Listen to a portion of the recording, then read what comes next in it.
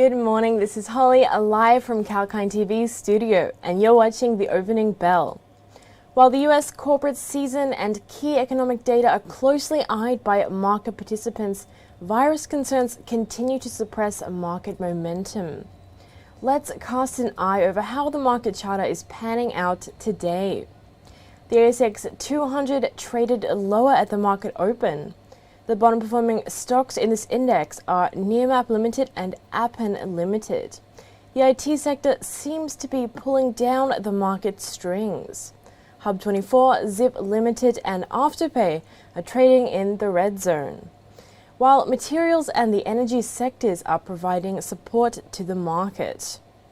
On Thursday, the ASX 200 closed the session down by 0.48% or 34.1 points to 7,061.7. The Australian shares closed lower due to a heavy sell-off in the tech shares and the country's escalating tension with China. Commodities supercycle can define the market charter today. Iron ore hits new record highs amid increased demand of steel-making ingredients by the profitable Chinese steel mills. Besides, EU-China tension is also fueling the iron ore rally amid supply constraints from Australia, the largest source of iron ore for China.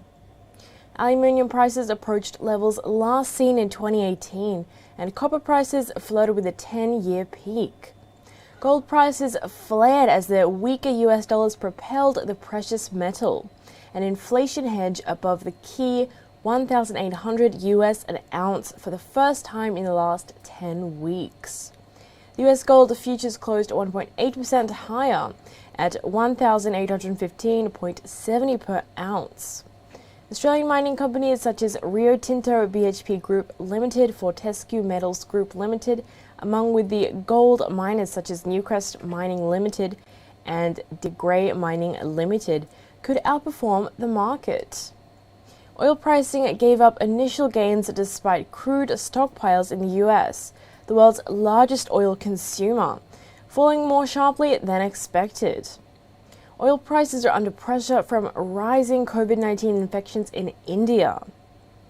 Brent crude futures settled 87 cents lower at $68.09 a barrel, while the WTI crude futures fell in 92 cents to $64.71 a barrel.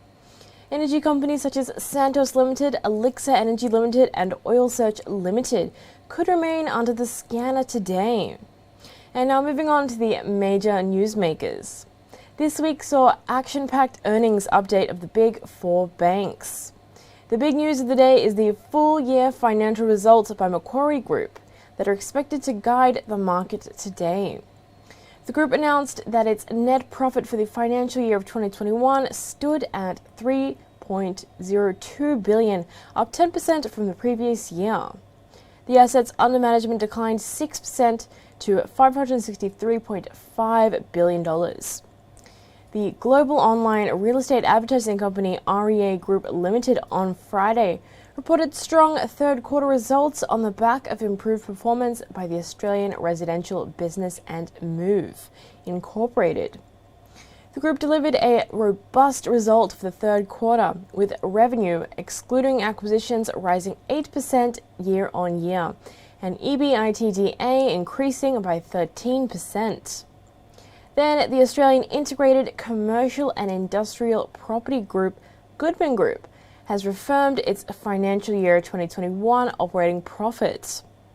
As on the 31st of March, the group had $52.9 billion of total assets under management. The like-for-like net property income surged 3.3%, and occupancy across its partnerships was 98%. And now moving on, Australia's leading online beauty store, Adore Beauty, that it had 687,000 active customers at the end of the third quarter of financial year 21 in a clarification issued to the ASX. The company said that the numbers are for a 9-month period rather than a 12-month period. Next, the securities of Health House International will be placed in a trading halt pending its releasing an announcement.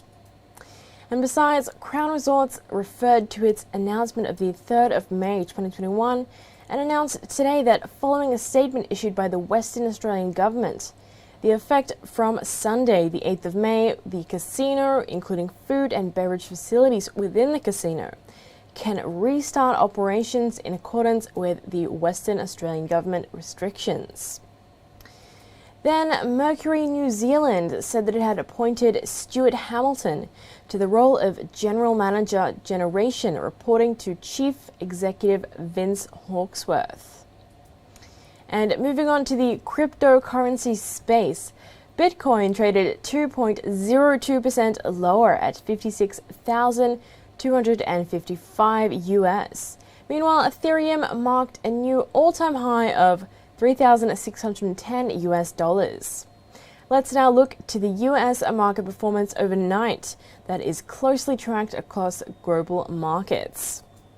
Wall Street had a green trading session on Thursday. The Dow Jones rose by a healthy 0.93%, while the S&P 500 gained 0.82%. Healthcare was the only S&P 500 sector to close in the red. The Nasdaq Composite rose 0.37%. Healthcare sector took a hit as vaccine makers slid during the session amid President Joe Biden's announcement for patent waivers on COVID-19 shots. But losses were capped by the upbeat jobless claims report. And now moving on to the performance of greenback and Treasuries yield. The US dollar fell on Thursday on the back of surging commodity prices that spurred the prospects of higher than expected inflation for a prolonged period. This led to investors into economically sensitive stocks on the reflation trade. The US Treasury's yield curve flattened for the 5th consecutive session, as yields on the long end stalled amid increased investors' demand and the US Fed repeatedly affirming its dovish stance.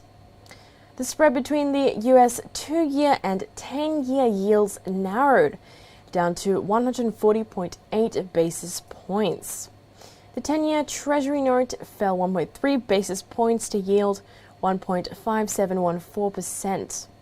The dollar index fell 0.377%, while the Australian dollar fell sharply overnight after China's move to stop its economic dialogue with Australia.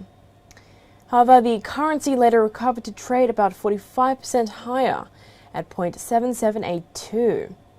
Well, on that note, let's see what can impact the markets today. The Reserve Bank of Australia, or RBA, is scheduled to release its quarterly statement on monetary policy. On Tuesday, the RBA kept the official interest rates unchanged at 0.1%, but upgraded the GDP growth. Meanwhile, on Thursday, RBA Deputy Governor Guy Debelle said the economic recovery of Australia has exceeded all expectations. The same would be reflected in the central bank's latest policy statement. Australia will also publish the April AIG Performance of Services Index.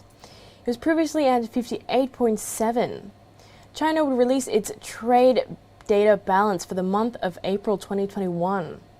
It would also include data on exports and imports in April.